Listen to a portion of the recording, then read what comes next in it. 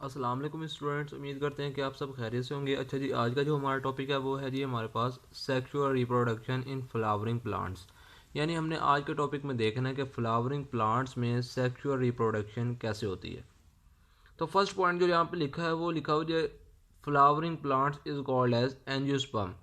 यानी कि जितने भी फ्लावरिंग प्लांट्स हैं वो प्लांट्स जिन पे फ्लावर लगते हैं, यानी कि वो पौधे जिन पे फ्लावर उगते हैं, ऐसे प्लांट्स को हम कहते हैं जी फ्लावरिंग प्लांट्स। और हमने अपनी पिछली वीडियो में पढ़ा था कि जितने भी फ्लावरिंग प्लांट्स हैं उन्हें एंजियोस्पर्म कहा जाता है। जितने भी फ्लावरिंग प्लांट्स हैं उन्हें एंजियोस्पर्म कहा जाता है।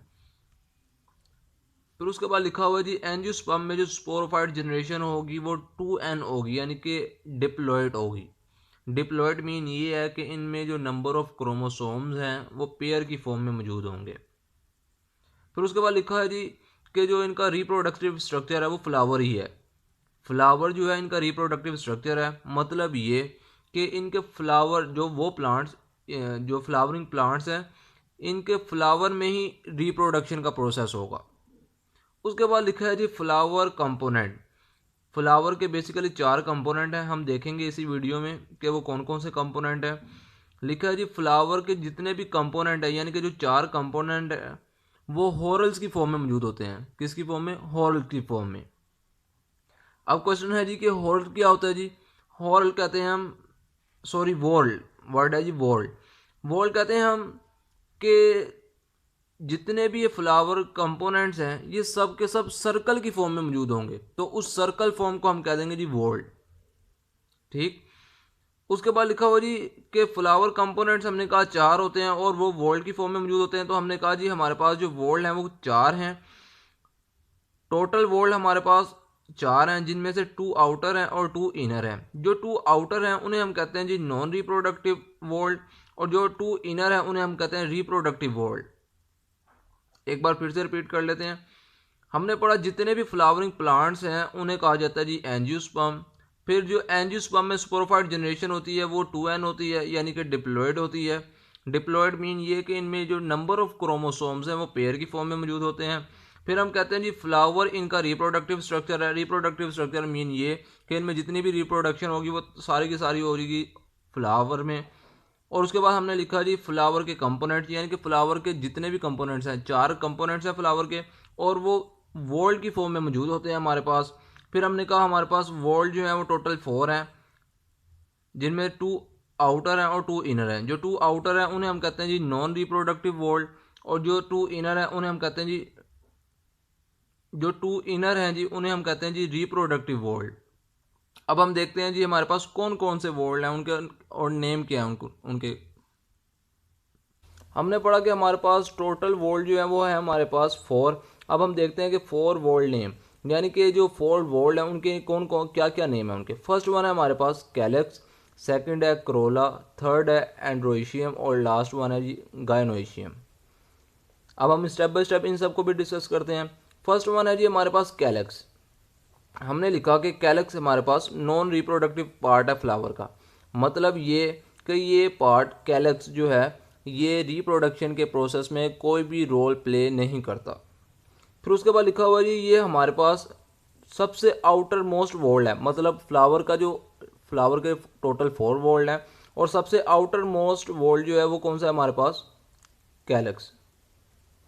फिर उसके बाद लिखा हुआ जी इनका कलर जो है वो ग्रीन होता है। उसके बाद लिखा हुआ जी कैलेक्स का जो इंडिविजुअल यूनिट है, यानी कि हम कहेंगे कैलेक्स में जितने भी कंपोनेंट है वो ग्रुप की फॉर्म में मौजूद है। उनमें से एक कंपोनेंट को, यानी कि एक इंडिविजुअल यूनिट को हम उठा के देखें तो उसे हम कहते हैं जी सेपल्स।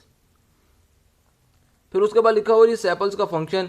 हम कहते हैं सेपल्स का फंक्शन ये है कि ये इनर वॉल्ड, यानी कि जो क्रोला है उसे प्रोटेक्ट करता है एट बर्थ स्टेज में। जो सेपल्स है वो इनर वॉल्ड को प्रोटेक्ट करता है, यानी कि उसकी हिफाजत करता है, और हम कहते हैं इनर वॉल्ड हमारे पास क्या है जी? क्रोला। हमने पढ़ा जी हमारे पास जो कैलेक्स है वो आउटर मोस्ट वॉल्ड है। मतलब ये कि सबसे बाहर वाला वॉल्ड है। हम इस डायग्राम में देखते हैं कि ये जो हमारे पास डार्क कलर का जो स्ट्रक्चर है ये हमारे पास सेपल्स है, और सेपल्स का सेकंड नेम हमारे पास है जी कैलेक्स। तो ये चूंकि सबसे आउटर मोस्ट लोकेशन है इसकी, तो हम कह सकते हैं कि ये हमारे पास सबसे आउटर मोस्ट वॉल है फ्लावर का। उसके बाद है जी हमारे पास करोला। करोला का भी फर्स्ट पॉइंट ये लिखा है कि ये जी नॉन रिप्रोडक्टिव पार्ट है, मीन ये कि ये भी रिप्रोडक्शन के प्रोसेस में कोई रोल प्ले नहीं करता। उसके बाद लिखा हुआ जी इनर वोल्ड है, मतलब आउटर मोस्ट हमारे पास था जी कैलेक्स, करोला हमारे पास इनर वोल्ड है फ्लावर का। उसके बाद अगर हम कलर की बात करें तो इसका कलर होता है जी ब्राइट। हम कहते हैं कि करोला के अगर हम एक इंडिविजुअल यूनिट को यानी कि एक यूनिट को अगर हम उठा के देखें तो उस यूनिट को हम कहते हैं जी पेटल्स। फिर लिखा जी पेटल्स का फंक्शन क्या है। पेटल्स का फंक्शन ये है कि ये बीज, मक्खी, बर्ड्स, परिंदे, इनको अपनी तरफ अट्रैक्ट करता है। फिर ये बीज और बर्ड्स जो हैं ये पोलिनेशन के एजेंट के तौर पे काम करते हैं, यानी कि पोलिनेशन का काम भी करते हैं, ये पोलिनेशन का काम करवाते हैं। अब पोलिनेशन के हमारे पास हम कहते हैं कि जब भी पोलन ग्रेन एंथर से स्टिग्मा में मूव करेगा, एंथर से स्टिग्मा की तरफ ट्रांसफर होगा, तो उस प्रोसेस को हम कहेंगे जी पोलिनेशन। जब भी पोलन ग्रेन एंथर पार्ट से स्टिग्मा पार्ट की तरफ ट्रांसफर होगा तो इस पूरे के पूरे प्रोसेस को हम कहेंगे जी पोलिनेशन। अब पोलन ग्रेन क्या है, हम कहते हैं जी कि पोलन ग्रेन हमारे पास मेल रिप्रोडक्टिव स्ट्रक्चर है या मेल रिप्रोडक्टिव सेल्स है, और हमें पता है जी कि मेल रिप्रोडक्टिव सेल्स जो होते हैं वो होते हैं जी स्पर्म। तो हम कहेंगे कि ये हमारे पास पोलन ग्रेन क्या है, हमारे पास मेल रिप्रोडक्टिव सेल्स। ये हम देख सकते हैं कि ये हमारे पास एंथर का पोर्शन है, ये जस्ट ये स्ट्रक्चर, इस एंथर से ये हमारे पास पोलन ग्रेन है और ये पोलन ग्रेन इस एंथर से इस स्टिग्मा की तरफ ट्रांसफ़र हो रहा है। तो इस पूरे के पूरे प्रोसेस को हम कहेंगे ये हमारे पास क्या है जी पोलिनेशन। हमने पढ़ा हमारे पास ये जो डार्क कलर का स्ट्रक्चर है इसे हम कहते हैं सेपल्स और इसका सेकंड नेम है जी कैलेक्स। अब हमने पढ़ा जी करोला के बारे में, तो हम कहते हैं ये जो हमारे पास ये स्ट्रक्चर जो मौजूद है इस स्ट्रक्चर को हम कहते हैं पेटल्स, और पेटल्स का सेकंड नेम है हमारे पास करोला। अब हम पढ़ते हैं जी एंड्रोएशियम के बारे में।